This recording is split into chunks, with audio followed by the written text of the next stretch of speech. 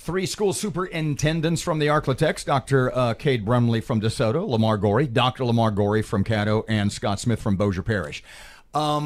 We want to get into some pretty serious, heady stuff, not that all of this will be, in the second half when our segments are longer. You got anything, a couple of texts from the security system, Shreveport Security Systems text line? Yeah, folks want to know, we'll get into a little bit more of it, but there are some questions about, do we do enough for the schools where the kids are in disadvantaged neighborhoods? Can we do more? Can we adjust budgets? I know we've tried. I'm looking at you. I know you guys have done everything you can. Are there other innovative ideas we should look at? I'll start off speaking to that. We're in a system, and I often describe it as a system of schools more so than a school system, because even from our strategic planning perspective as a district, we have to consider the unique needs of our different schools. I'm so proud that Caddo Parish has made significant gains in the area of equity, in the respect that we now acknowledge that it's more challenging to staff some of the schools in our district, and our board does do differential pay for those schools. So you are not paid the same thing to work in every school within our school system. If you work in the transformation zone or in one of these failing schools, you make more money. You make more money within our transformation schools, but we realize that even right outside, we're probably 3 tiers of schools. Even right outside of our transformation zone schools, there's still schools that are challenged with staffing and with some academic concerns. So there is a body of schools that make more money even outside of the transformation zone schools. Within the 14 transformation zone schools, we've implemented the full TAP model. In that respect, we have payout opportunities for those teachers. I think that from a staffing perspective, the support is even, we have more support because of the needs to support curriculum and instruction initiatives within those schools too. So we are making significant moves towards equity and providing different services based on needs. What's your starting pay for teachers, Scott? Oh, we're right at about $43,000.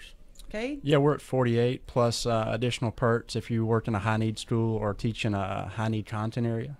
Lamar? So we start at about a little over 44,000. But the unique thing about that is that if you're in, for say, a transformation zone school, if you're in a high school and you teach in the right area, you could make as much as 53,000 your first year of teaching.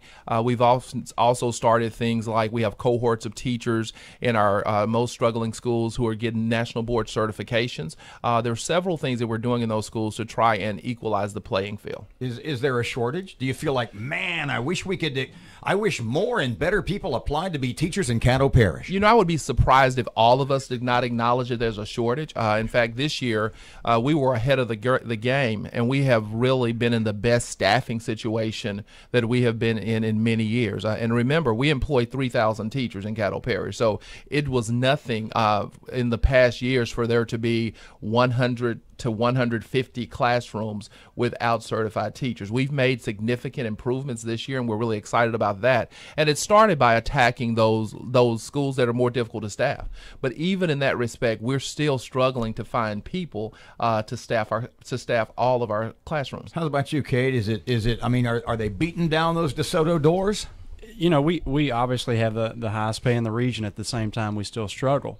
You're not going to struggle as much in a suburban school in a content area where there are a lot of graduates. But if you talk about high-need schools and high-need content areas such as math, science, it's a tremendous problem. One of the other areas that I really wanted to talk about, and it's a nationwide problem, is the fact that only 2% of America's population, now let that sink in, 2% of America's population are African American male teachers. Mm-hmm. We need to see more African American males go into education and work with our children. Mm-hmm. We have got to find a way as a society to make that better. But you're talking about a demographic that I guess nationwide, the high school graduation rate is barely 50%, right? Just a little bit above that. Mm-hmm. Mr. Scott, how's about you? Staffing problems and specifically African American teachers. Well, I do want to say this, that although we do start at a little over 43,000, we have 3 different pay supplements. We have a back-to-school supplement.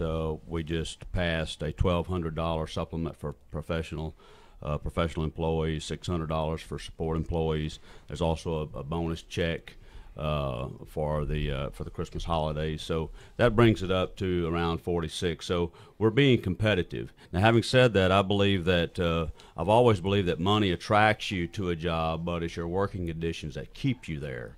And we believe that in Bossier Parish we have outstanding working conditions for our teachers and other employees that work there. So we have a great percentage of rate that stays within our district once they come and they work there. However, I will say this: we've had several African Americans who have moved up into administrative positions. We're always looking for anyone. It doesn't matter whether they're African American, Asian, Latino, whatever. If they can do the job, and we have found many who can do that job, and they can do it well, then that's who we want in Bossier Parish. Hey, Robert, can I possibly grab a quick commercial break? I do want to push our Caddo Teaching Academy. One thing that we identified early on in the transformational work was that there was a need to find a way to certify people. When I came to Caddo Parish 4 years ago, wow, 4 years. December 1st will be 4 years. When I came to Caddo, I saw that there were a lot of principals who were totally in love with long-term subs. Now, I was just surprised. But when I would go to see the long-term subs, they had done this work so long that they were as talented as any certified teacher. We then work with the state to start the Caddo Teaching Academy. So we're actually have our own alternative in-house certification program, and that's anyone.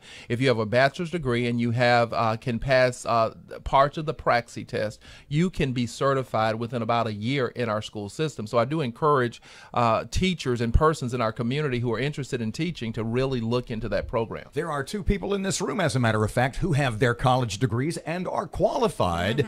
And me in a classroom is not a good idea. Come on, Erin. I think you'd make a great kindergarten teacher. When we come